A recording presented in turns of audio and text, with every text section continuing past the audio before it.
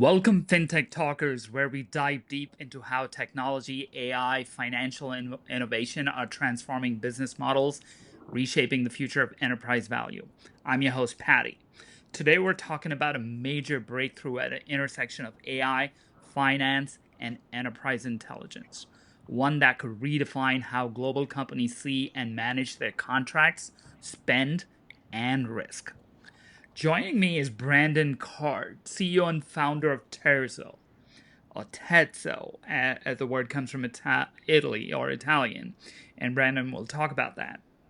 A Los Angeles-based enterprise AI company that just launched NirvanAI, a next-generation platform designed to save enterprise billions, that's with a B, by turning contract data into real-time financial intelligence.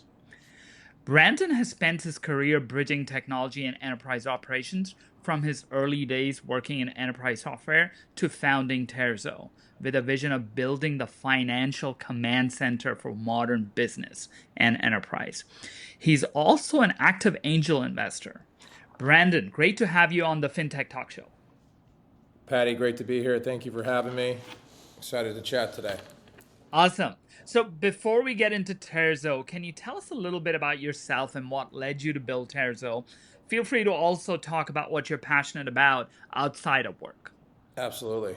That might be a long, it might take a couple podcasts if I go into that. But I started my career 15 years ago at Oracle. That was my first job out of undergrad. And I had an opportunity to spend a couple of years there in a management trainee program and got a lot of exposure to enterprise tech, of course, database, and a lot of other things that Oracle does well. And then I went on to IBM Cloud, IBM Watson 2013, spent 3.5 years at IBM, also working with Fortune 500 customers. And then my last stop, I did 5 years at Microsoft, working with the Fortune 500 as well, responsible for the whole Microsoft portfolio, software, services, hardware, and did a lot of complex projects with IT leaders, but also spent a lot of time with finance and procurement people because I was responsible for all the contracts from these big tier one vendors. So I heard complaints every single day, Patty, about how difficult it was to manage these Microsoft contracts, to manage all these different supplier contracts, realized that there was really no system designed for contract data, and I thought it was a massive opportunity. And when I realized that no one was really attacking the problem the right way, we thought, wow, this is an amazing opportunity to start Terzo. And we started Terzo in March of 2020, 2 days before the COVID lockdowns happened. Remember that vividly. And our goal was simple. We wanted to build a financial intelligence system built on a foundation of contracts and help finance and procurement teams track billions of dollars they're spending across all their suppliers. Very interesting. A lot of big company background, Oracle, IBM, Microsoft, and you saw that pain, meaning contracts. Yeah, I've dealt with procurement and contracts too. It's lawyers, it's procurement guys, and a lot of big Word documents and stuff like that. So you saw the pain firsthand, you talked to the customers firsthand, and that gave you kind of the bulb. The light bulb went off, that there is a problem here, and potentially AI can help there too. Absolutely. We knew that at the scale we were talking about with these large Fortune 500s, a lot of times Fortune 100 customers I was working with, they're signing thousands and thousands of contracts across many different departments in many different countries, many different currencies. We knew it was basically impossible to get all this data accurate if you were not using AI. We knew the only way to solve this problem at scale was to read documents with AI and parse all of the metadata off these documents. And that was really the thesis for getting Terzo started, was to figure out how to build optical character recognition, NLP, data extraction that was going to be very accurate, reading all these static PDFs. Because when you look at the TAM, right, I always like to talk about the big picture TAM, Patty. There's $120 trillion being contracted in the B2B economy between, party A and party B. And out of that $120 trillion, most of it is done in, e-signature like DocuSign or maybe Adobe Sign. And all of that data is living in an email, or maybe it's in a OneDrive folder, a G Drive folder, but ultimately it's all static PDFs, and there's really precious information that you mentioned earlier. It's financial data, it's legal data, it's risk and compliance data. It's all baked into these PDF documents. So we just thought this is the biggest opportunity in enterprise And I also learned from some really bright people at Microsoft and, consultants we worked with, Deloitte, McKinsey, Accenture. 90% of the world's B2B data is locked into a PDF. So we thought this was one of the biggest opportunities we could apply AI to, especially early on in 2020, before ChatGPT and Gemini came out, before these large language models. We were really narrowly focused on how do we get all the data out of these documents and provide insights and analytics for customers to make smarter decisions and ultimately not waste money across the organization. Yeah, so you bring up a very important point, that the TAM that you alluded to, like 120 trillion, that's with a T, and that's a lot of money. And people typically think of contracts as just paperwork, as a side thing. The core or the real business is the stuff they do. But you're making the point, Brandon, that most of what companies do and what they are, where their value is, where their risk is, are in these contracts, and the number speaks for itself. So elaborate that, because that's a different kind of definition. That's a different mindset of looking at enterprise value. Yeah, of course. So, I mean, I'll start at the very beginning. I always talk about this, especially when I'm in public. When you hear the word contract as an English speaker, everyone hears the word contract and they go legal, lawyers, contract, legal, lawyers. And the reality is, when you look at contracts, I've done a lot of contracting, especially when I was at IBM and Microsoft, hundreds and hundreds of contracts. Now with Terzo, I've done thousands. 95% of the contract negotiation is business terms between two business teams. It's how you bring in all of your revenue. It's how you pay all of your vendors and your suppliers. It's how you do all your partnerships. Every branch of financial revenue, spend, partnerships is all done via contracting with business teams. Very small portions of that are actually the legal clauses and looking at all the different, legal information that's on these documents. So I thought that the world was looking at this problem so wrong. I still do.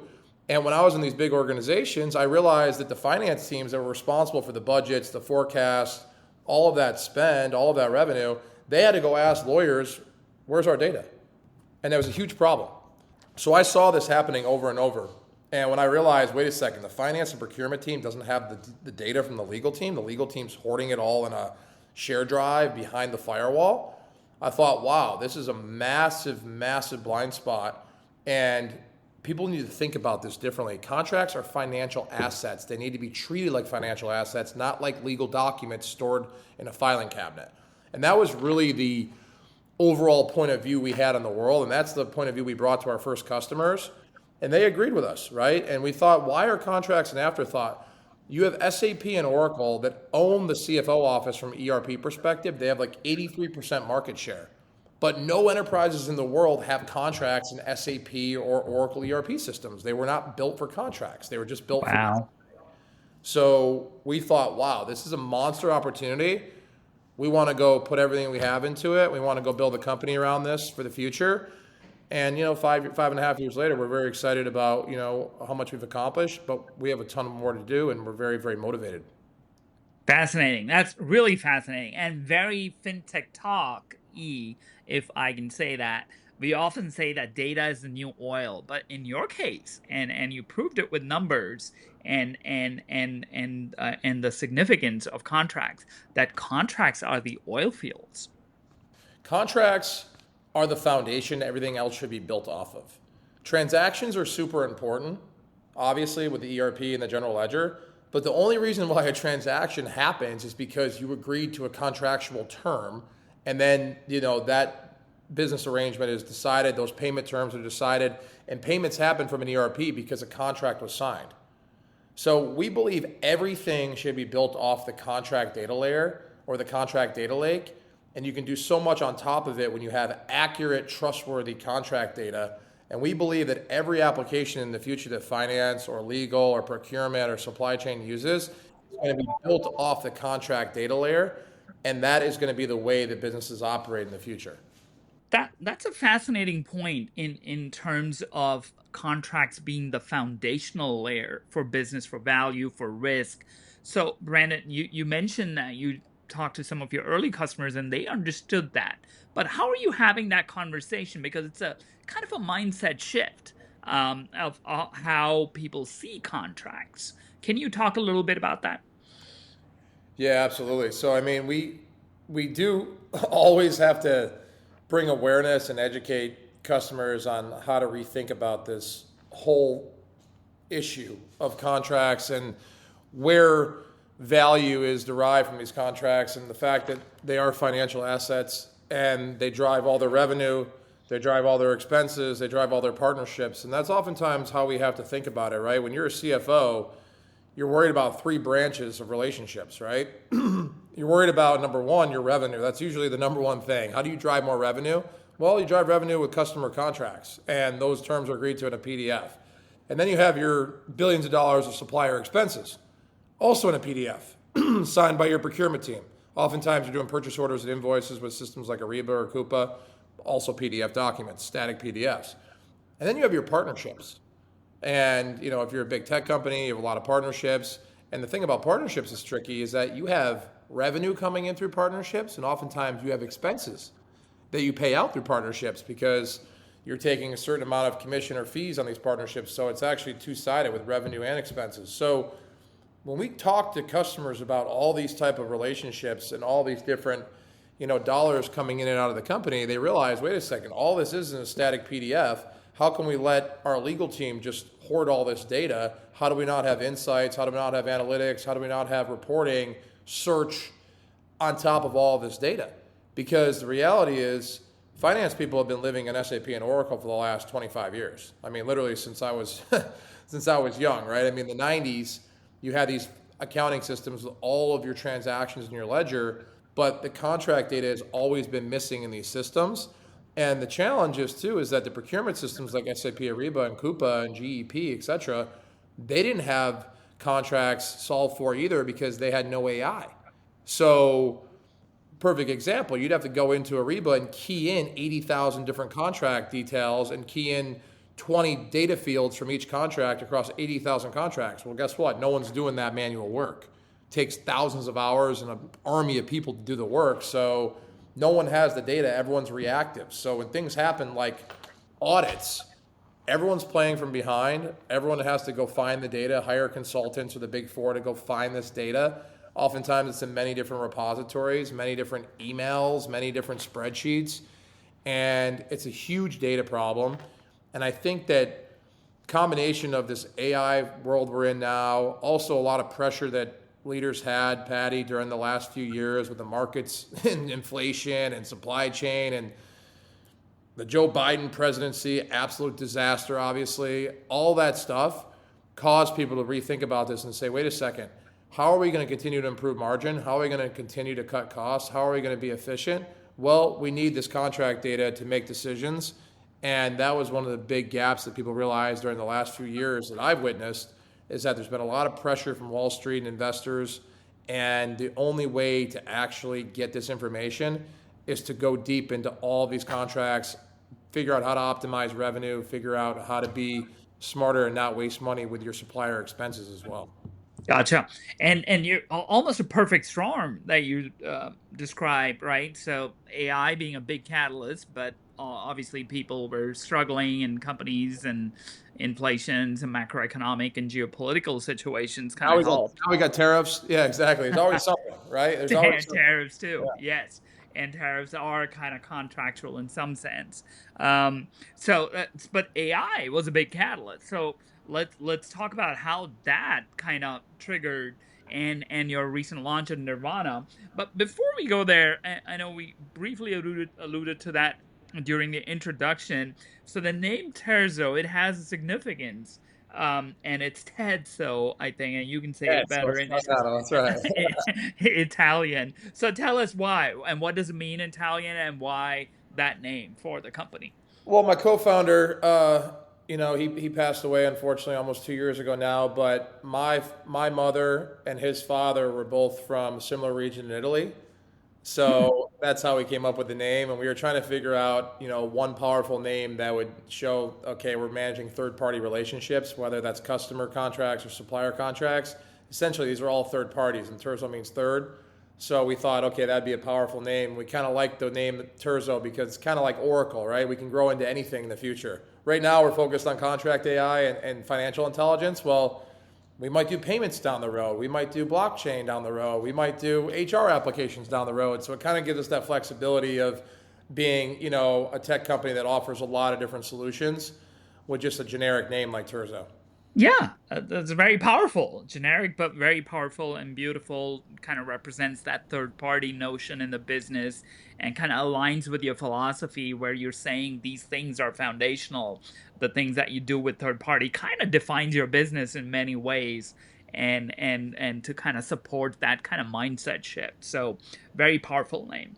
But let's switch gears into AI, and that obviously you talked about that was a generative AI, especially that was a good catalyst for people to realize that okay, AI may play a role in kind of looking at all this natural language contracts and making sense of it. So you recently launched Nirvana AI. I like the name. You describe it as a financial command center for the modern enterprise, a conversational AI platform that unifies contract, spend, and revenue data and adds agents and Gen AI intelligence on top. So walk us through that breakthrough. What makes Nirvana AI different from every other AI layer claiming to revolutionize enterprise software? So there's two main data sets or two main variables that we thought about when building Nirvana. So number one is, of course, the contract data layer that we create. So bringing in all those documents I just talked about. And then number two is the financial system of record, which is typically the ERP or the ERP plus your procurement system, like I mentioned, SAP Ariba. But many customers are running SAP Financials or Oracle Financials, and they'll have a procurement system like Coupa or Ariba. And all of this data is operated by the finance teams, and the contract data has always been separate and siloed from this data. So we were trying to figure out, how do we put all of the spend transactions and historical data together with all of the contract data, because these are supposed to be correlated. As I mentioned earlier, the only reason why you make a payment out of your SAP ERP system is because typically some department signed a contract to pay X vendor, and that's how these systems are working. But these systems have been siloed and disparate for all of history. And now we're trying to figure out, how do we bring both these data layers, both these very important data sets, into the same exact foundation platform, Terzo, and then put generative capabilities on top of it so our customers can get answers about the holistic view of a supplier. So you can see the last 5 years of spend transactions with a supplier, and you can see the next 5 years of contract commitments. And we're also integrating to many other systems like ServiceNow or Workday or Snowflake. So our customers bring in a lot of different enterprise systems to our, what we call our Terzo data layer. And we're able to put generative capabilities on top of that because we take all that unstructured data and structure it at 99% data accuracy. And that is a very unique offering that Terzo provided for the last few years. So when we realized, wait, our customers have 99% accurate, trustworthy, structured data, we can put generative AI on top of this data because it is very contained, and we're not using a large language model that goes out there and has to understand everything about anything that happened in the world. We're using a customer's financial data set, which is very defined. So the result is that generative AI is a lot more accurate, and it's actually less expensive in compute power because we're not running a large language model. In layman's terms, we're running small expert models instead of a large language model. So when we talk to customers, they're using great things like Copilot and Gemini. They're getting 60, 70% data accuracy because they didn't do the nasty data work, which is all that extraction and all that cleansing and all that indexing and all that labeling. And that's why we were so excited about Nirvana, because we have such a great foundation to put the generative AI and agents on top of that's going to improve accuracy. And the challenge with us is that we're selling to finance and procurement, and they're using, all these financial numbers. It can't be 90% accurate. It can't be 95% accurate. It has to be 99% accurate in order for them to trust the data to make smart decisions. So that's why we were so excited about rolling out Nirvana.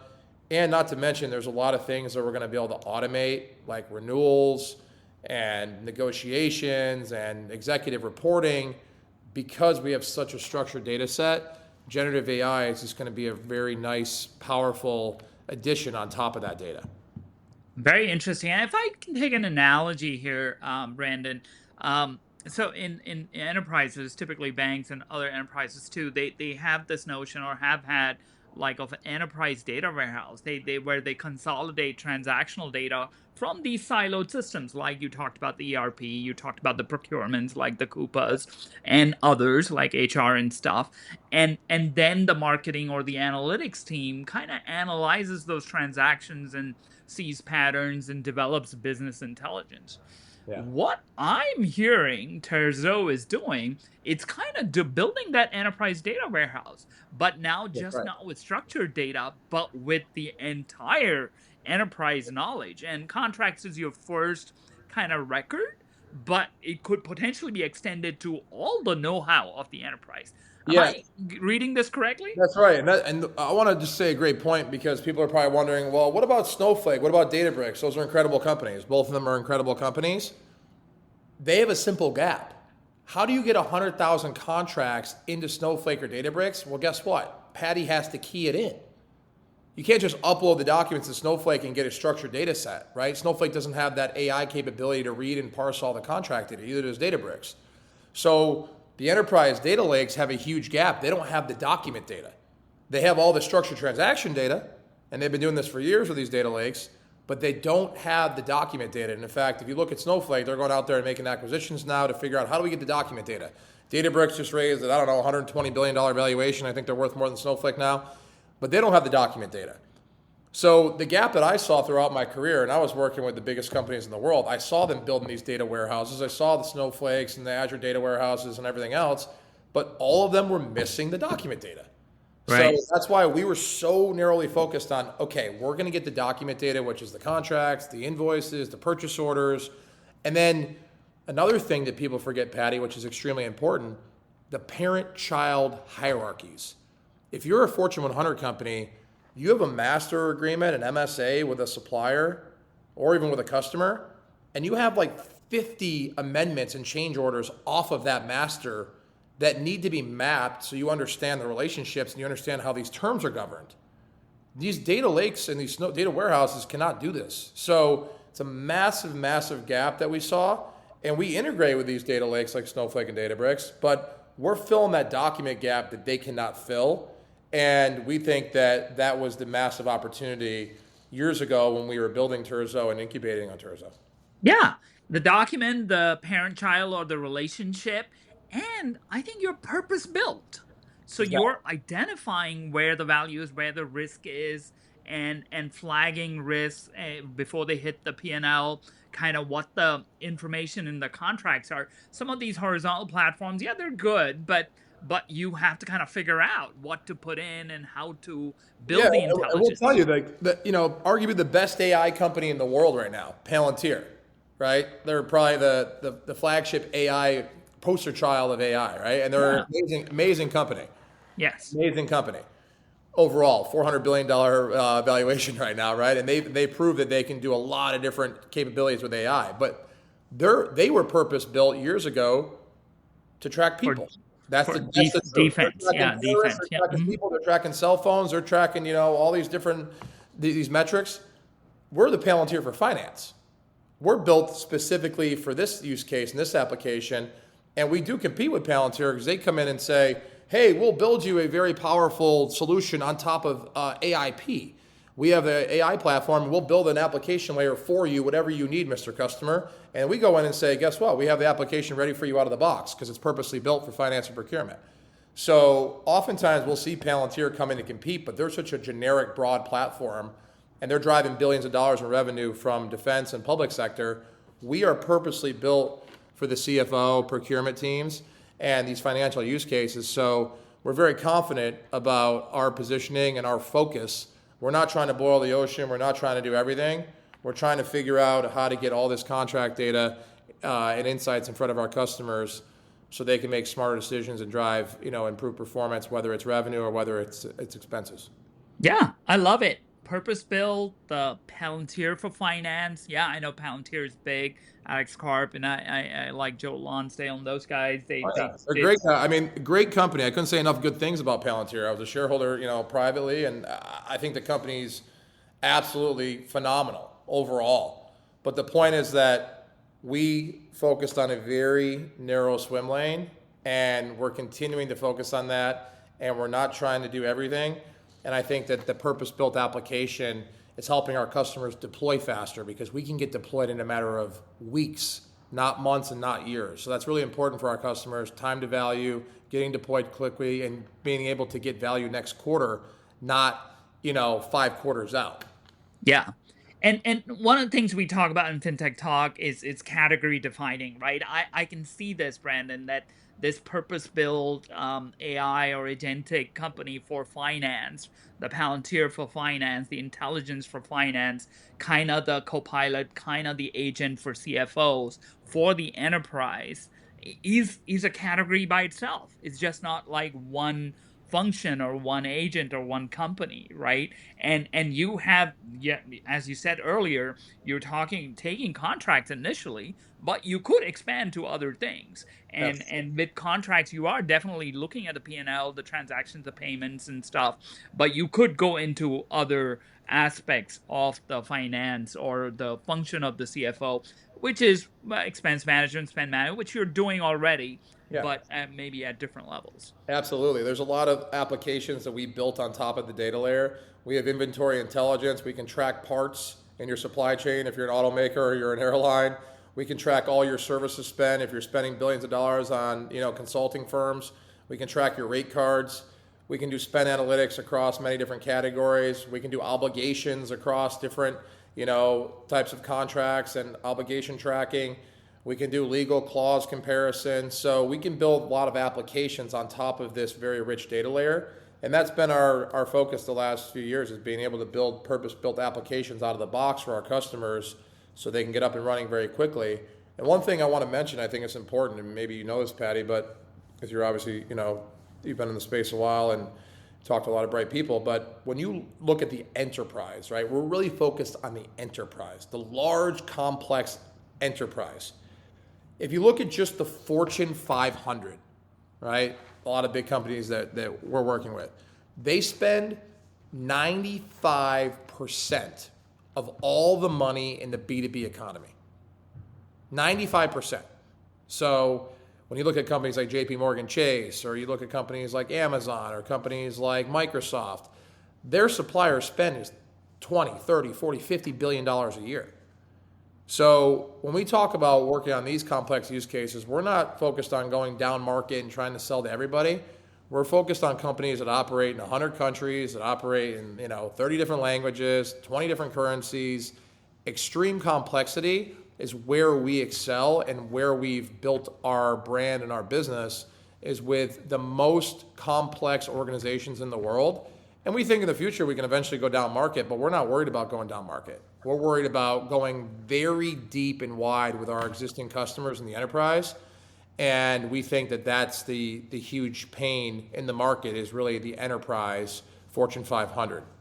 So if you are a Fortune 500 leader and you want to uncover, or you want to demystify, or you have to figure out for 2026, everyone's kind of figuring out their AI roadmap, what to do, what platforms, how to use generative AI.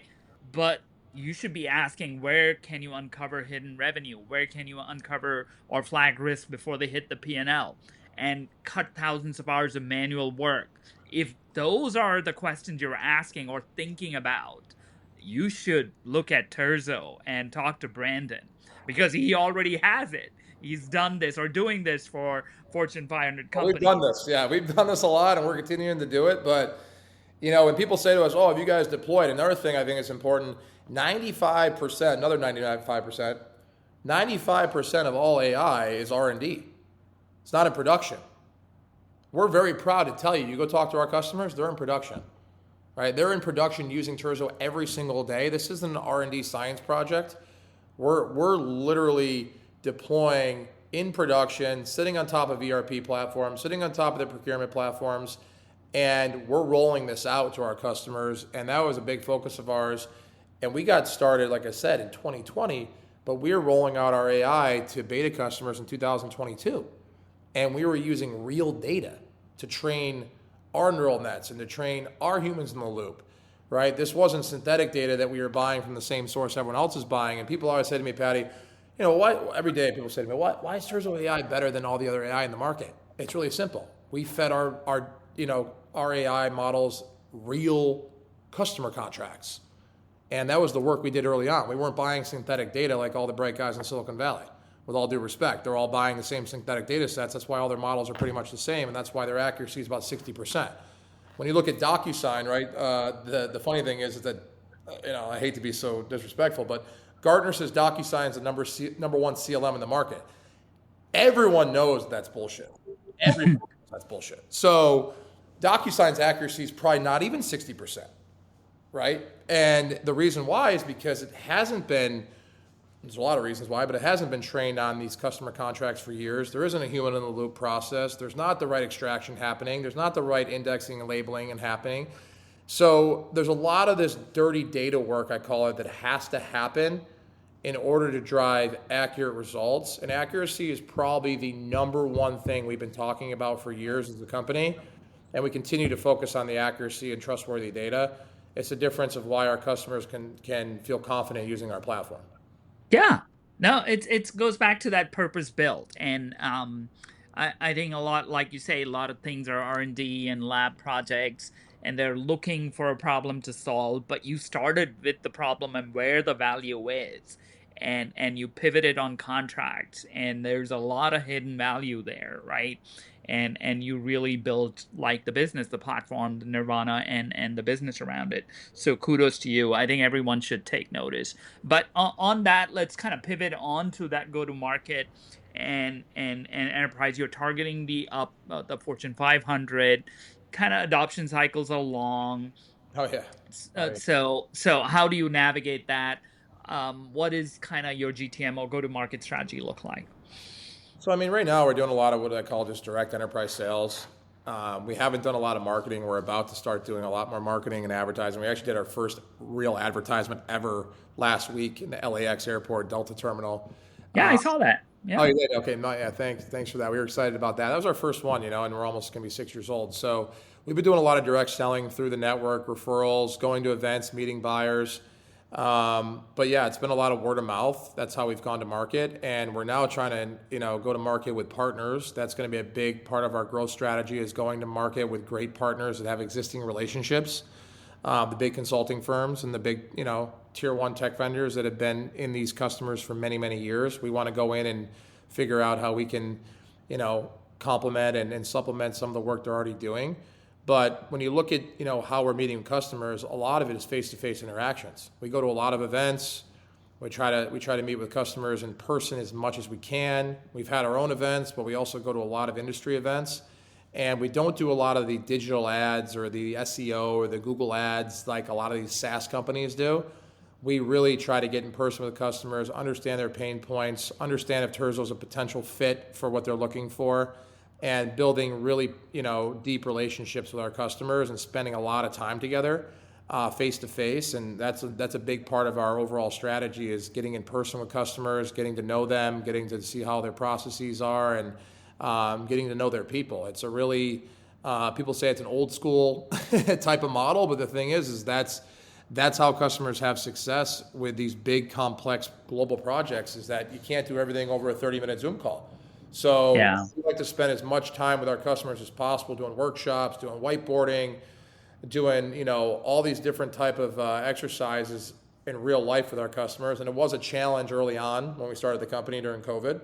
People were all on Zooms and team calls all day, but we have seen this changing, thank God, the last few years. So that's a big part of what we foresee happening in the next 5 years, is getting in person with customers and really working together on some of these big challenges. And oftentimes it is a multi-year type of approach, like you said, right? You're not going to get these customers onboarded or deployed in a month. A lot of times the buying cycle could be 9 to 12 months, but we do believe it's important to be face to face. Yeah. Yeah. And you mentioned LAX airport, so I know you're from the LA area, so it's kind of giving back in some sense to the community, and maybe you're a Delta flyer too. So if folks Right. are in the LAX airport and in the Delta terminal, look out for those Terzo ads or signboards. Um, And I'll say one and thing about this, right? Because I've been in LA for a long time. LA is going through what we call a lull period right now. It's okay. Everyone knows it.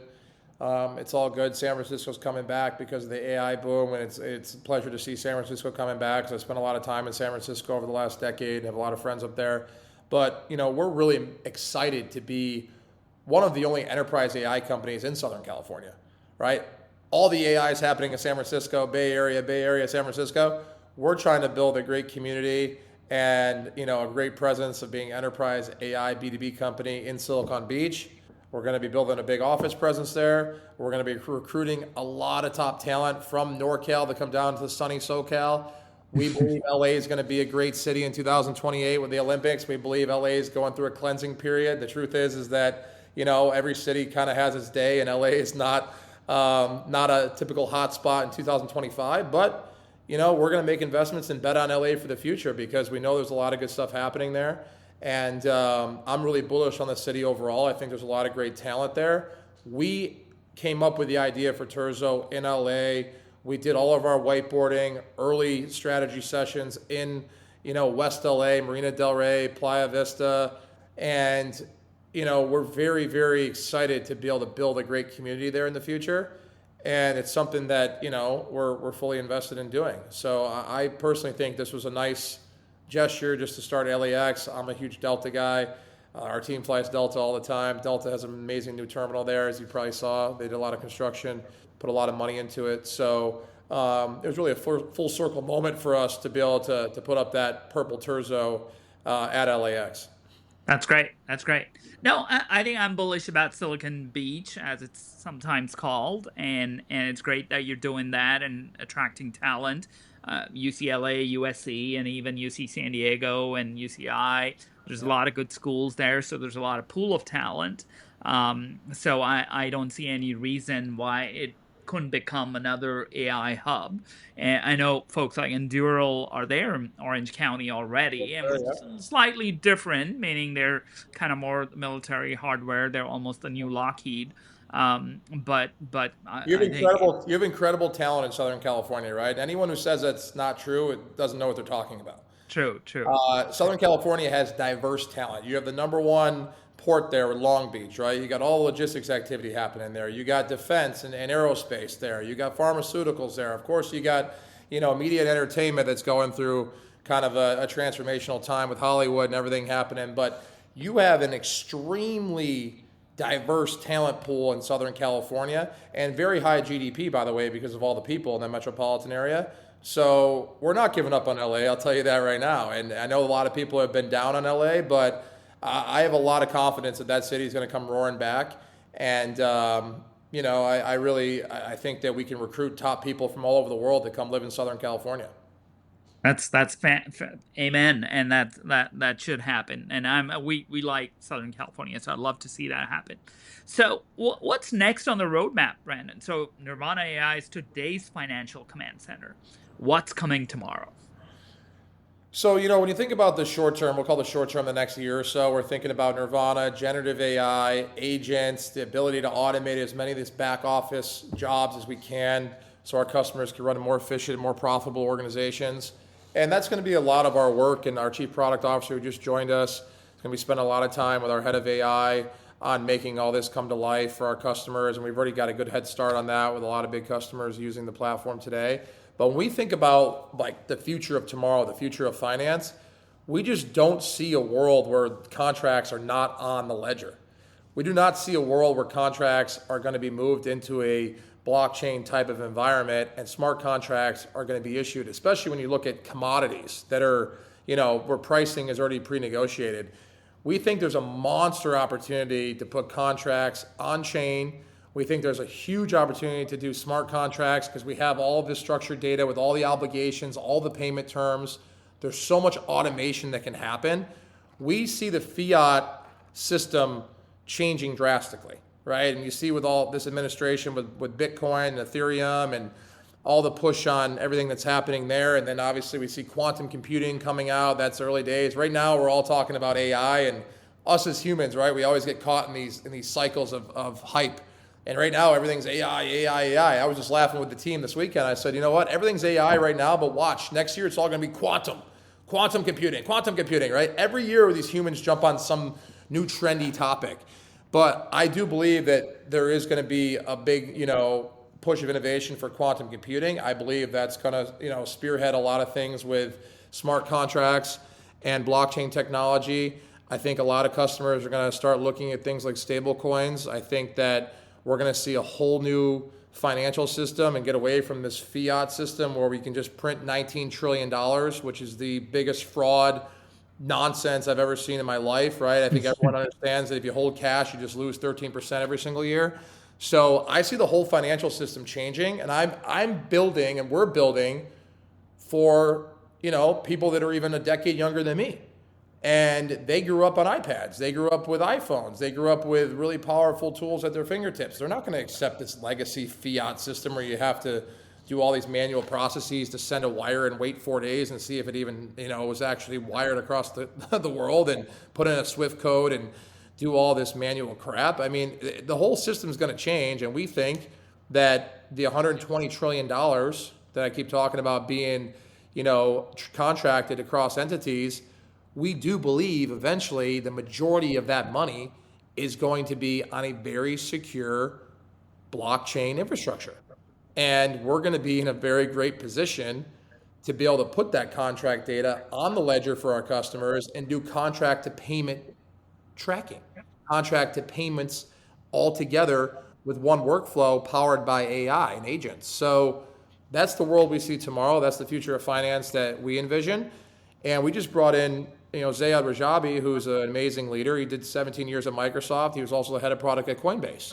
So Wow. We're going to be bringing in talent that understands enterprise software and also understands the new DeFi world and the crypto world, because we think these worlds are going to merge, and that's our thesis. And it could be wrong about it, but I just don't see how things don't change, especially with everything happening from a overall policy perspective with who's in the White House and everything that's happening from a regulatory perspective. Very fascinating, and I live at the intersection of what you're talking about, the blockchain and AI to a certain extent as well, which you're already there. But if I project what you just said, so we have ERP systems in the enterprise, we have core banking, which is kind of the ERP in banking to help with payments and fund transfer and that kind of stuff. And then you have the procurement system, which is kind of more the transactional stuff for contracts and things like that. Well, Terzo is kind of just unifying and interconnecting all this and streamlining and putting an AI layer.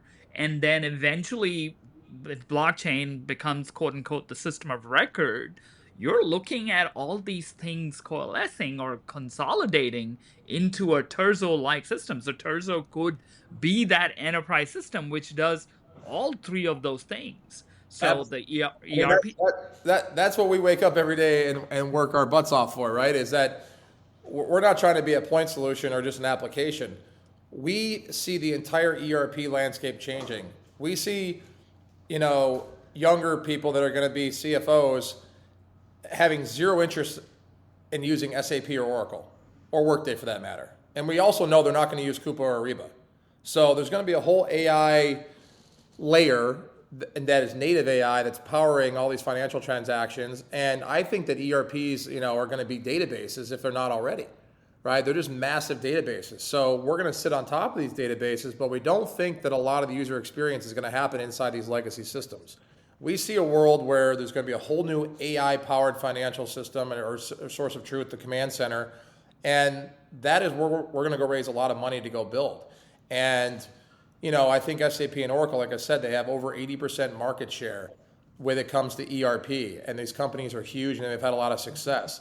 I just don't see in the next decade how they continue to have 80% market share. Every time I talk to a younger CFO or a younger chief procurement officer, they cannot stand the idea of having to use SAP or Oracle these systems were built in the 90s for a very different time.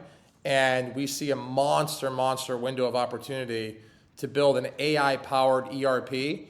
And I'm not even sure if that terminology is going to be around. I don't know if enterprise resource planning is even an appropriate term anymore, right? We think about it as enterprise relationship intelligence, because if you have all your contracts with your customers, all your contracts with your suppliers, all your contracts with your partners, you have the full 360 view of everything that's happening across the entire landscape of your company, and all the dollars coming in, all the dollars going out. So that's what we're going to try to go build.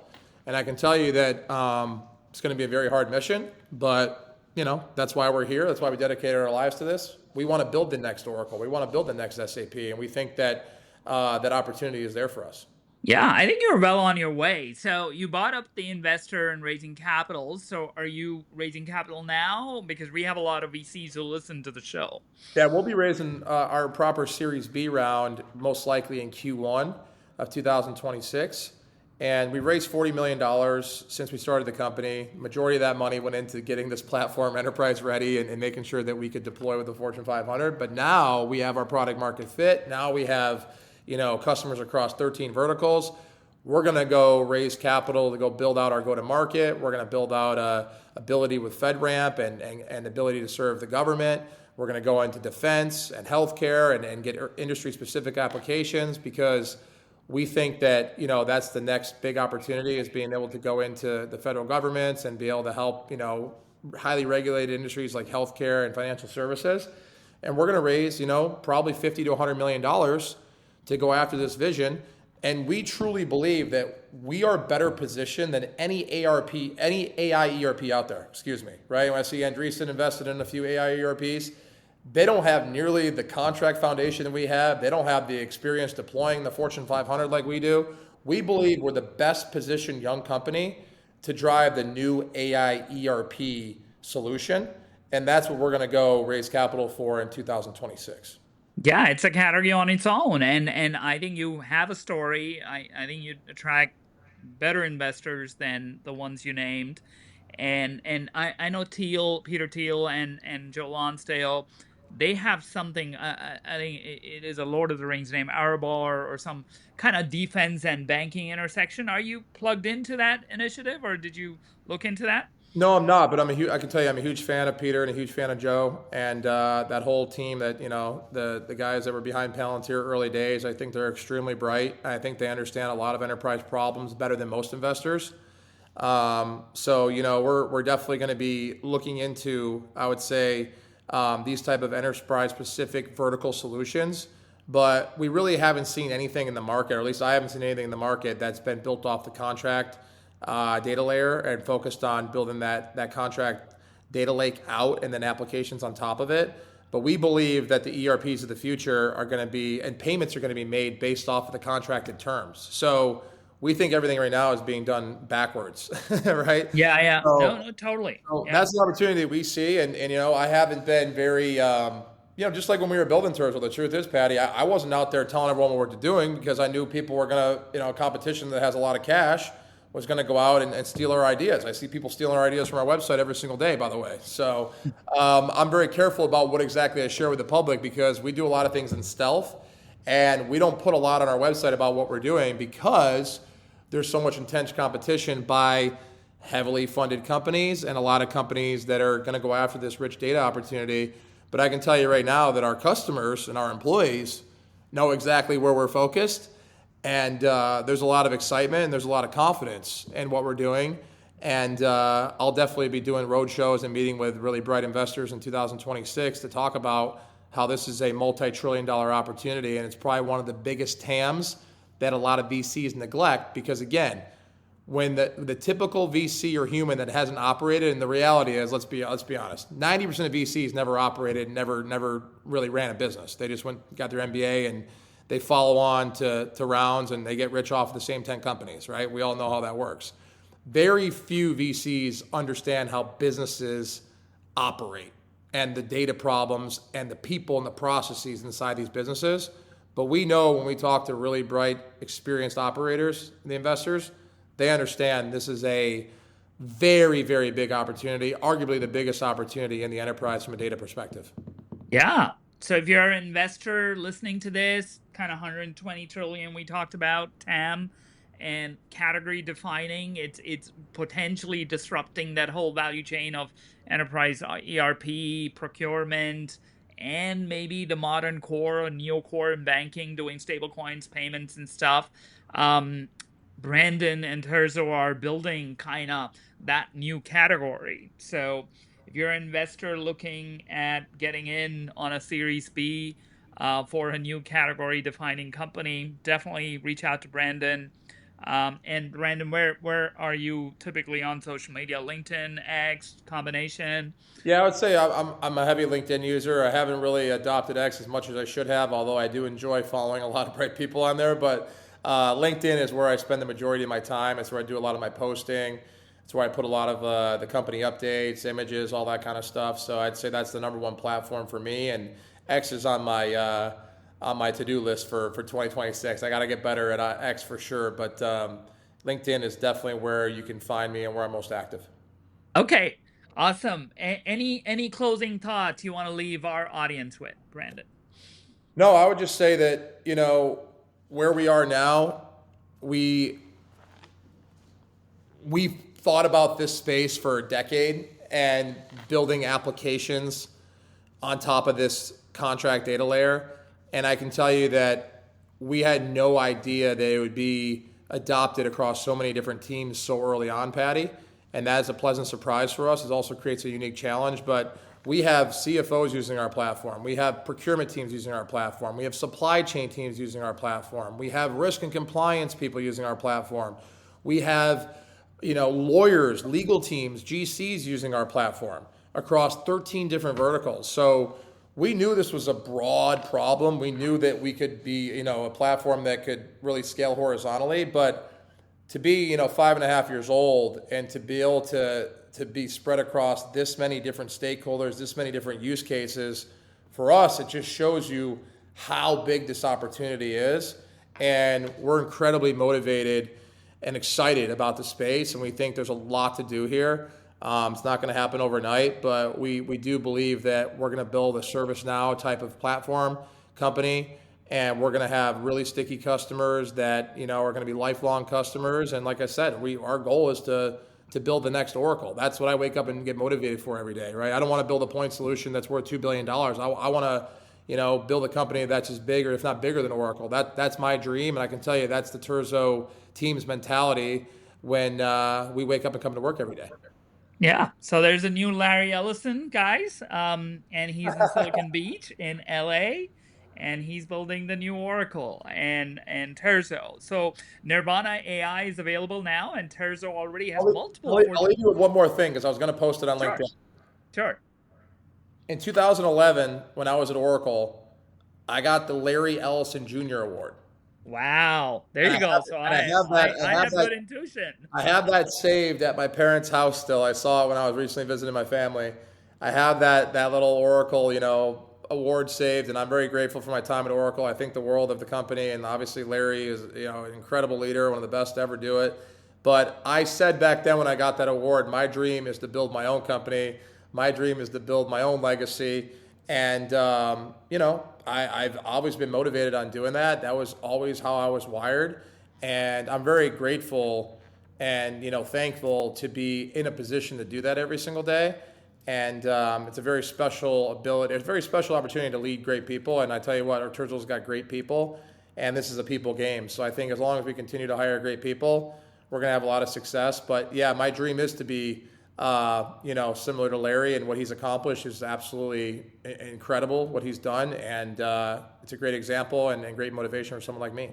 Yeah, no, and you will be, Brandon. I can sense it, and talking about VCs and things like that. I think Larry would be a great investor for you. You're probably already talking.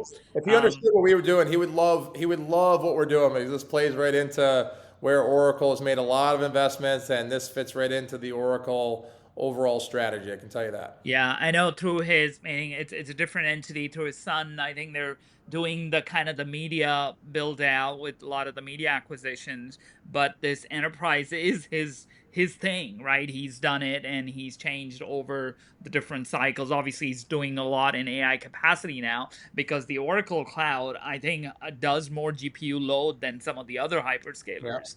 Yeah. So, with the Stargate and the Trump initiatives and stuff, but I I sense that he's going to be on your cap table. So That would be an amazing thing, full circle, you know? yeah, That'd be yeah, no, great. this is awesome. This was a great conversation. Just for our audience, Nirvana AI is available now, and Terzo already has multiple Fortune 100 customers live. To learn more, visit https at terzo.ai or terzo.ai. Follow Brandon Card on LinkedIn. That's CARD, last name Brandon. And check out their videos. Their videos, I looked at before the show. They're really well done. Gives you a good overview of the product. Brandon, congratulations again on the launch, and thanks for joining me on the FinTech Talk Show. Thanks for having me, Patty. Really enjoyed the conversation. Appreciate the opportunity and look forward to staying in touch, my friend. Awesome. And to our listeners, as AI transforms industries, we're watching a new chapter unfold where enterprise data, finance, and intelligence merge. Stay tuned, subscribe to FinTech Talk to be always in the know. Thank you.